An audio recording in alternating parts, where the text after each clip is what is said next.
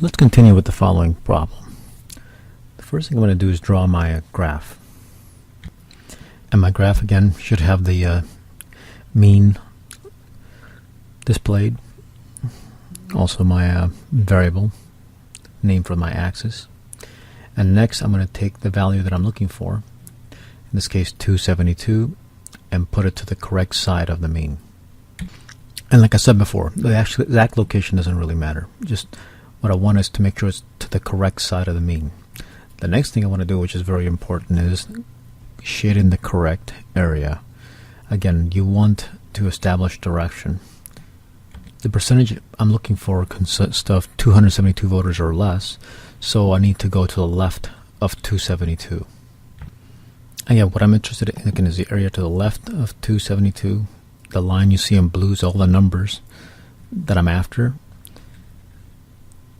The yellow region indicates that percentage.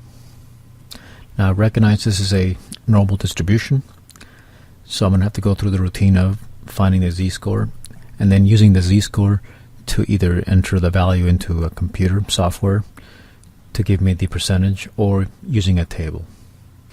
So here's a question written using function notation. And now this part you see again inside this function notation is really this conversion formula that goes from the value, which we named it as x, to its z-score. And again, to find the z-score, you need to subtract the mean, divide by the standard deviation. And it turns out that 272 is equivalent to a value that's negative 2.33 standard deviations away from the mean. The fact that it's negative just lets me know that it's to the left of 300, smaller than 300. And again, this value has been rounded. And here's a standard normal table. Again, what this curve represents are the distribution of z-scores. My z-score turned out to be negative 2.33. So here's negative 2.3. And of course the last value is 3 in the hundreds place, and here is the 3 belonging to the hundreds place. I go down, across, and I see that here's my value, 0.0099. If you ever get confused as to what the value is, just look at the picture above. Notice the area to the left, it's what's shaded. It just happens that our picture shows an area to the left, so this number right here is exactly what we're looking for. So how often would we get a result that's 272 voters or less? It looks like roughly 1%, a little less than 1% of the time. Now I use a table to calculate this. If I'm using software like Excel, let me show you the calculation.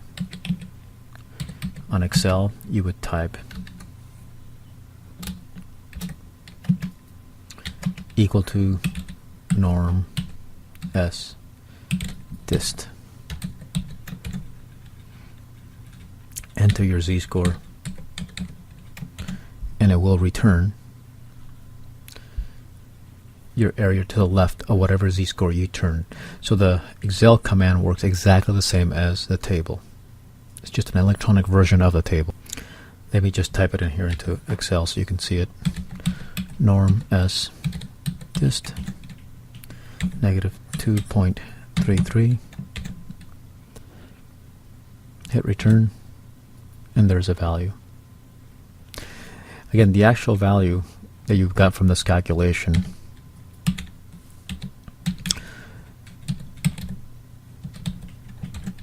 was this. I can remember I rounded.